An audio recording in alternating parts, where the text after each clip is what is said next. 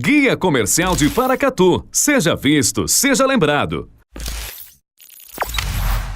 Drogaria Vita Farma, perfumaria, cosméticos e medicamentos. Disque entrega 3672-3535. Rua Joaquim Murtinho 251, ao lado da TV. Clínica Estar Bem, cuidando do seu sorriso. Cirurgião dentista especialista em implantes. Rua Rio Grande do Sul 655 Centro. 3671-6536. Team Seguros, a segurança que você precisa estar aqui. Seguros automotivos, auto, frotas e equipamentos agrícolas. Rua Gastão Campos Lepesquer 115, Alto do Córrego, 3671-4600. Clínica Provida, especialidades médicas. A sua saúde é a nossa prioridade. Rua Doutor Almir Laor, Porto Adjuto, 540. Jockey Clube, 3671-1508.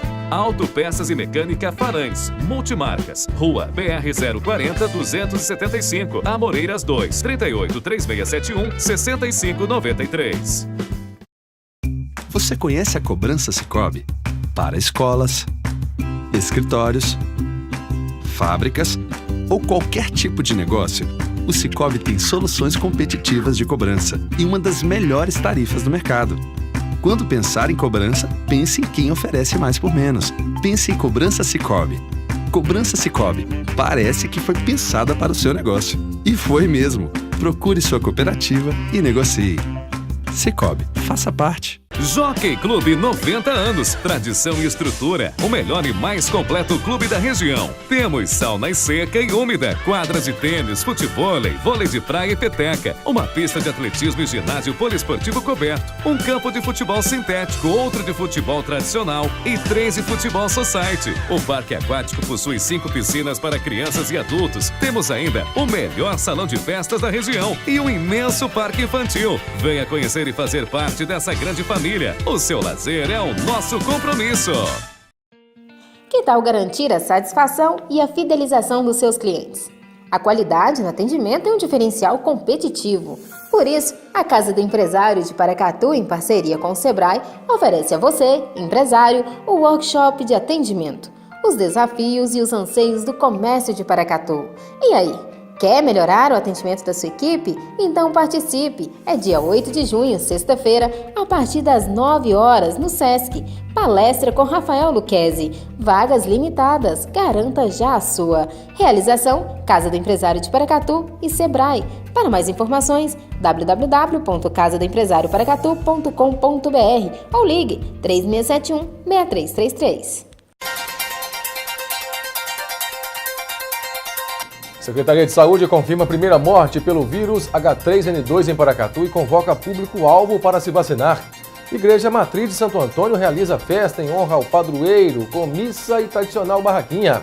Atlas da Violência revela que taxa de assassinatos no Brasil equivale a 30 vezes a da Europa. Violência no campo também registra crescimento. Criminosos promovem mais incêndios a ônibus, carros e imóveis em Minas. 8 pessoas morreram nas estradas estaduais durante o feriado de Corpus Christi. Paracatu terá semana especial para celebrar o Dia do Meio Ambiente.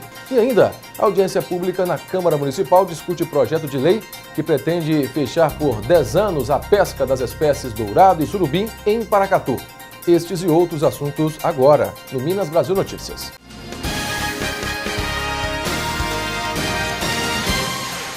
Boa noite.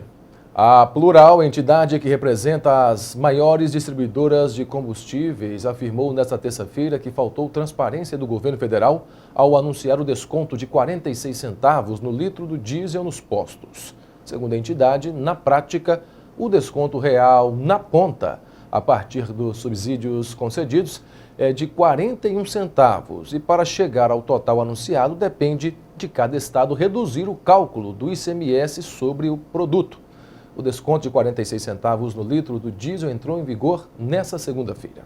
Os postos que não reduzirem os valores estão sujeitos a multas de até 9 milhões de reais e podem perder a licença de funcionamento. O desconto deve ser dado no preço cobrado antes da paralisação começar, no dia 21 de maio. Dá certa diferença no preço, né? Sobra mais, né? Esses 46 centavos... dá uma melhorada boa, porque estava difícil de trabalhar com o preço que estava. Neste posto, em Brasília, o gerente diz que é o próprio estabelecimento que arca com a baixa. a gente está levando prejuízo mais ou menos em 16 centavos, que ainda a distribuidora não repassou para os postos. Dos 46 centavos prometidos, o governo paga 30 à Petrobras, que repassa o desconto às refinarias. O restante depende de menor cobrança nos impostos da cadeia de produção. O governo afirma que a redução no preço do diesel fóssil diminui a base de cálculo dos tributos. Ainda não há uma resposta exata de quando o desconto vai chegar nas bombas de todo o país. O ministro do Gabinete de Segurança Institucional, Sérgio Ettigóin, diz que o abastecimento está normalizado e que agora os esforços serão para fiscalizar a redução do diesel. O poder de polícia que o governo tem será posto no esforço de garantir os 46 centavos, como é previsto. E por telefone, a ANP, a Agência Nacional do Petróleo, recebe denúncias dos consumidores sobre preços abusivos. O governo também estuda uma forma de acabar com os reajustes diários no preço da gasolina. Para isso, um grupo de trabalho chefiado pelo Ministério de Minas e Energia avalia a criação de um colchão tributário que tem como objetivo amortecer o valor do combustível diante das altas do barril do petróleo e também do dólar. No sábado, a Petrobras aumentou o litro da gasolina nas refinarias em 2,25%, reajuste de quase 4 centavos. Hoje, a estatal diminuiu o preço em 0,68%. Neste posto, em Goiás, a gasolina custava R$ 4,19 antes da greve. Agora está R$ 4,89. Quem sai no prejuízo somos nós, consumidores, né? E o Ministério da Justiça já recebeu mais de 6 mil denúncias de postos que ainda vendem o óleo diesel sem desconto de 46 centavos. Os donos de postos de combustível reclamam que ainda não podem repassar o desconto para a bomba. 46 centavos. Todo mundo sabe de cor quanto o valor de cada litro de diesel deveria baixar. Mas até agora, o impasse sobre quem deve baixar o quê para que esse número chegue às bombas continua. Os donos dos postos dizem que as revendedoras não reduziram os preços. Esse repasse ainda não aconteceu para os postos. O correto seria que os postos só repassassem no momento em que comprassem o produto. Dependendo do lugar onde se abastece, o preço também varia de acordo com o ICMS cobrado, que depende do governo estadual. Em São Paulo, o tributo foi reduzido, então o preço deveria cair os 46 centavos. Mas tem dono de posto dizendo que só com prejuízo está cumprindo a lei. Eu, no meu caso, eu tenho 2 centavos de prejuízo por litro que eu vendo, porque eu quis cumprir a legislação. Do lado do PROCON, a fiscalização continua. O órgão de defesa do consumidor já recebeu mais de 4.500 denúncias contra postos de combustível.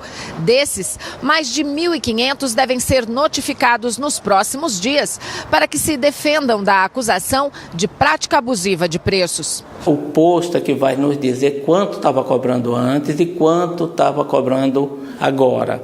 E vamos verificar se há o desconto. Mas isso não vai ficar só no que o posto vai nos falar. Ele vai ter que comprovar isso com notas fiscais de venda e de saída do produto. O valor das multas é outro impasse. O PROCON diz que elas podem chegar a 9 milhões de reais. Os donos de postos alegam que isso é uma ameaça inconstitucional. Essa multa ela vai ser calculada diante do tamanho da empresa, né? O balanço da empresa, a gravidade do fato e o prejuízo causado ao consumidor. Uma multa de 9 milhões e 400, isso não é multa, isso é confisco, isso é contra a lei. Quer dizer, o que eles estão ameaçando os donos de postos, estão inclusive desrespeitando a legislação. Não existe multa de 9 milhões e 400, existe sim confisco na minha categoria. Enquanto isso, o consumidor espera pelos 46 centavos a menos nas bombas. Nada, caiu nada. E aí só baixou 10 centavos só. Não faz diferença? Faz diferença de nada. E o ministro da Fazenda, Eduardo Guardi, afirmou nesta terça-feira que o governo não está discutindo nenhum subsídio para reduzir o preço da gasolina. Após paralisações dos caminhoneiros, o governo anunciou na semana passada cortes de tributos para viabilizar uma redução de 46 centavos no preço do litro do diesel. Para a Guardia, não há espaço fiscal para fazer o mesmo com a gasolina. E nesse cenário, a educação, moradia, saneamento básico e segurança são alguns dos setores que perderão verbas para o governo cobrir o chamado Bolsa Caminhoneiro, que é o desconto de 46 centavos no litro do diesel. O SUS é o maior programa do mundo em transplantes no setor público. No Brasil, são 95% das cirurgias. No ano passado, 27 mil pessoas receberam um órgão. Cíntia, que mora em Mato Grosso, recebeu um rim através do SUS.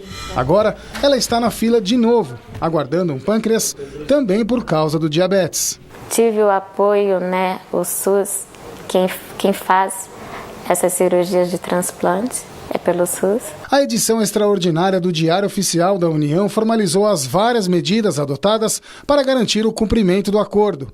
146,6 milhões de reais não chegarão a programas do SUS. A Associação Brasileira de Transplante de Órgãos confirmou que as cirurgias serão prejudicadas. Um comprometimento desse sistema pode significar uma pena de morte para um desses 35 mil brasileiros que estão em fila de espera de órgãos no Brasil. O governo investe 5% do valor do PIB na saúde, cerca de 120 bilhões de reais. O Brasil é referência mundial nos tratamentos de câncer e do coração. Por outro lado, médicos confirmam que falta um atendimento básico e estrutura hospitalar em várias cidades. Nós encontramos fila grande, eles dando desculpa falando que tem pouco médico ou que não tem médico. Para Arnaldo Lichtenstein, diretor do Serviço de Clínicas do Hospital das Clínicas de São Paulo e comentarista do Jornal da Cultura, a ausência desse dinheiro vai piorar a já crítica situação do sistema público de saúde. Na verdade, vai ser mais algumas macas no corredor, mais um remédio faltando para a população, mais uma equipe de saúde incompleta nas unidades básicas, mais um exame não realizado para a população. As empresas de transportes foram multadas em mais de 100 milhões de reais na greve dos caminhoneiros. A quantia é alta, só que nem sempre o dinheiro vai parar nos cofres públicos de imediato. As empresas e agora também a pessoa física podem aderir a um programa que até perdoa parte da dívida. Renata tomou uma multa de trânsito e pretende antecipar o pagamento para ter desconto. Na verdade, dói pra gente tomar mais multa. E a gente tem como prática sempre pagar em dia para ter o desconto de 20% da multa. A Renata poderia recorrer da multa, como costumam fazer as empresas. Muitas conseguem postergar e até pagar sem juros fora da data. Um levantamento da Fundação Getúlio Vargas aponta que no Brasil, das 18 milhões de empresas ativas, mais de 85% possuem algum tipo de dependência com órgãos de fiscalização, a maioria tributária. Em 2017, a Receita Federal autuou pessoas físicas e empresas em quase 205 bilhões de reais, 70% a mais em relação ao ano anterior. Mas isso não significa que todo esse valor foi parar nos cofres federais e de estados e municípios. O motivo são os recursos à justiça que levam, em média, 9 anos até uma decisão. Durante a greve dos caminhoneiros, 96 transportadoras foram multadas em 140 milhões de reais, segundo a Advocacia Geral da União. Os crimes seriam vários: paralisação de trabalho de interesse público, como navegação fluvial e serviço aéreo, desobediência e riscos à segurança. Este ano, o Congresso aprovou o Programa Especial de Regularização Tributária para que micro e pequenas empresas e também pessoas físicas tenham benefícios na hora de refinanciarem as dívidas, o que antes ajudava apenas as grandes empresas. O sistema recebe críticas por perdoar até 90% dos juros da dívida para pagamento à vista.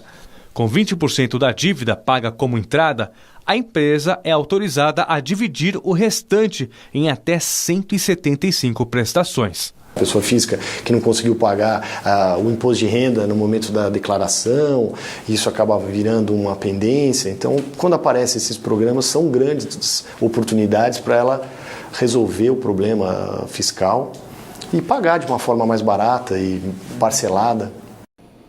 E documentos apreendidos pela Polícia Federal dentro da investigação sobre o decreto dos portos, aprofundada mais uma linha de investigação sobre suspeitas envolvendo o presidente Michel Temer.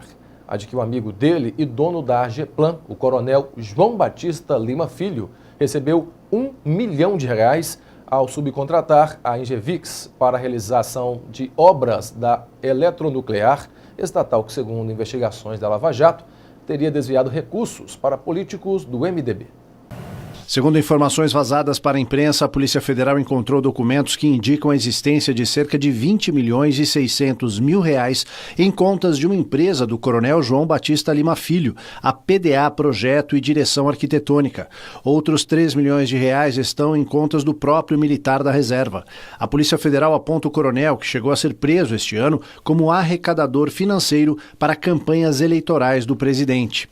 Segundo a Polícia Federal, o empresário Gonçalo Torrealba, do grupo Libra, que opera terminais em portos do Brasil e dos Estados Unidos, disse que o Coronel Lima, quando foi coordenador de uma campanha de Temer há mais de 10 anos, pediu doação à empresa. Em carta enviada à Polícia Federal, Michel Temer afirmou que o Coronel Lima ajudou em eleições, mas nunca foi arrecadador de fundos. O inquérito relacionado ao decreto que prorrogou concessões nos portos também investiga se a Fazenda Esmeralda, localizada no interior de São Paulo e usada pela empresa Argeplan, pertencente ao coronel, seria na verdade do presidente Temer. A assessoria do presidente disse que ele não tem propriedades rurais e que informações vazadas impedem a defesa e criam versões falsas e descoladas da realidade. E a Venezuela pode ser suspensa da Organização dos Estados Americanos, a OEA. A proposta foi feita pelo Brasil em conjunto com outros 6 países e é uma resposta ao agravamento da crise política no país vizinho. A repórter da TV NBR, Paola Deorti, traz as informações direto de Washington, nos Estados Unidos. A resolução proposta por Brasil, Argentina, Canadá, Chile, Estados Unidos, México e Peru precisa do voto a favor de 24 dos 34 estados membros da organização para ser aprovada e deverá ser votada amanhã. Segundo o documento, em respeito à Carta Democrática Interamericana, que prevê a suspensão de países que não obedeçam o processo democrático, a Venezuela deve ser suspensa da OEA. O ministro das Relações Exteriores brasileiro, Aloysio Nunes, falou sobre a situação da Venezuela. Em seu discurso, ele destacou a proximidade do Brasil com o país vizinho e pediu para que o governo venezuelano tome medidas para respeitar os direitos humanos e a cidadania no país. Deve emanar dessa reunião uma mensagem clara que nós rejeitamos o autoritarismo e que nós estamos decididos a honrar e a fazer honrar o compromisso político essencial com a democracia representativa, tal como está disposto na Carta Democrática. Trata-se de um compromisso vinculante juridicamente, vinculante politicamente, um compromisso contraído com toda a liberdade no exercício da soberania por cada um dos nossos países. Criada em 1948, a OEA é a mais antiga organização regional em funcionamento no mundo. O Brasil é membro fundador da organização. A Assembleia Geral é realizada uma vez por ano. Desta vez, o encontro acontece em Washington entre hoje e amanhã. Neste ano também está sendo discutido o tema da violência na Nicarágua, durante protestos contra o governo. De Washington, nos Estados Unidos, Paola Deorti. E na Espanha, Mariano Rajoy anunciou nesta terça-feira que, após 14 anos, deixará a presidência do conservador Partido Popular, o PP, depois de ter sido afastado do cargo de primeiro-ministro na semana passada por uma moção de censura no Congresso. Chegou o momento de colocar um ponto final nesta etapa. O PP tem que seguir avançando e construindo sua história de serviço aos espanhóis sob a liderança de outra pessoa, afirmou Mariano Rajoy em uma reunião do partido. Presidente do PP desde 2004 e chefe de governo espanhol desde 2011, Rajoy foi derrubado na última sexta-feira por uma moção de censura no Congresso. O socialista Pedro Sánchez se tornou o primeiro-ministro do país, depois de mudar o rumo da economia espanhola, que passou da recessão a crescimento de 3% ao ano, e lidar com a crise independentista na Catalunha. O líder conservador de 63 anos caiu pelos contínuos escândalos de corrupção em seu partido. No fim de maio, a justiça condenou o PP por ter sido beneficiário de um caso de corrupção e por ter mantido a contabilidade paralela durante 2 décadas, ao mesmo tempo que colocou em dúvida a credibilidade de Rajoy, que prestou depoimento como testemunha no julgamento. A sentença levou Pedro Sanches a apresentar a moção de censura que, para a surpresa de muitos, obteve o apoio da maioria no Congresso, com votos dos partidos de esquerda, dos independentistas catalães e dos nacionalistas bascos. E o novo chefe de governo italiano, Giuseppe Conte, defendeu nesta terça-feira com ardor no Senado a política populista que colocará em prática luta contra o negócio da imigração e ativar o crescimento e a abertura para a Rússia.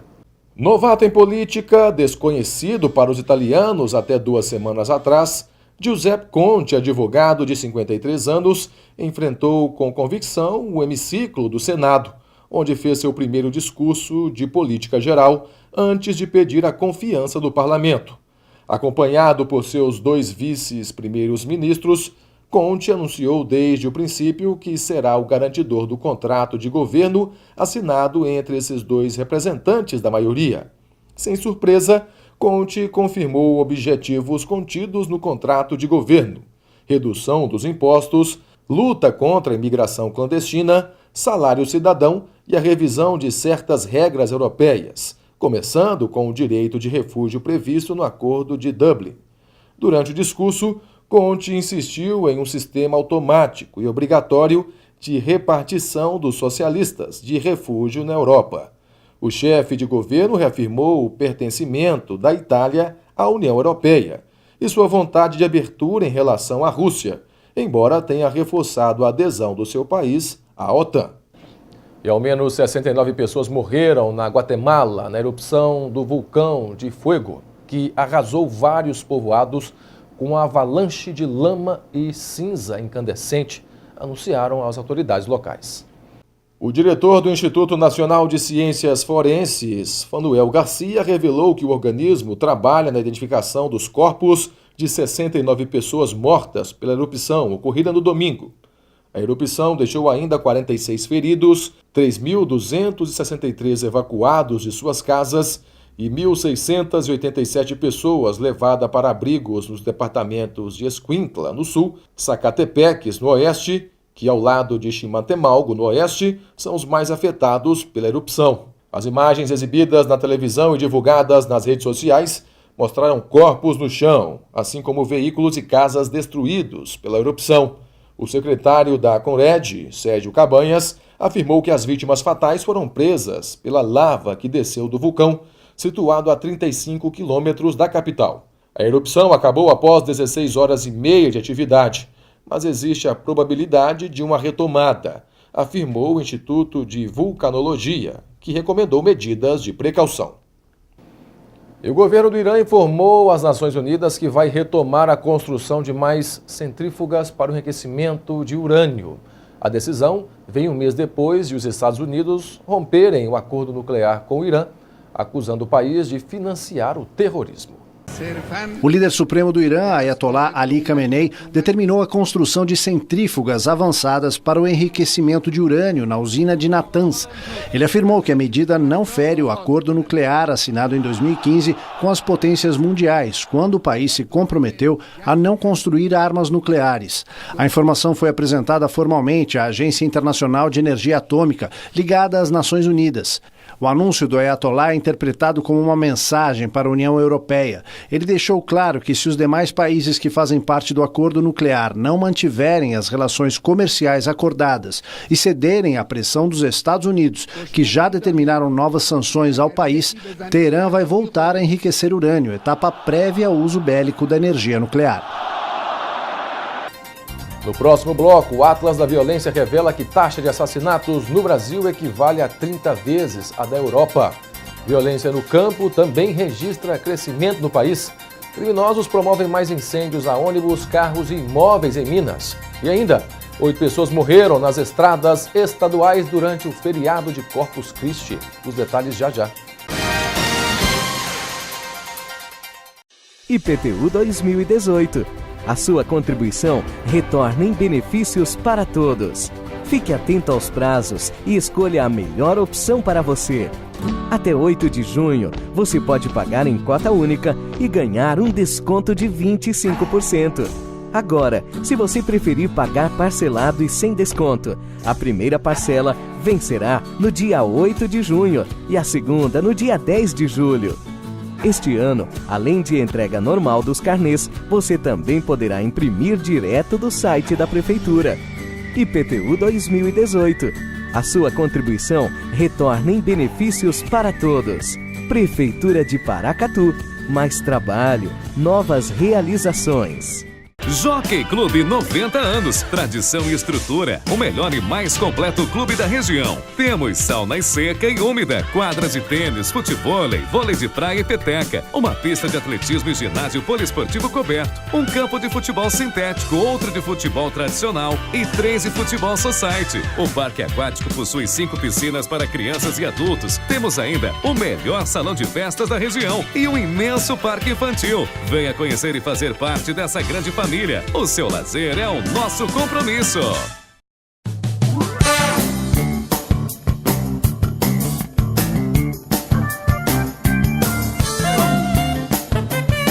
Olá, meu amigo servidor público municipal de Paracatu.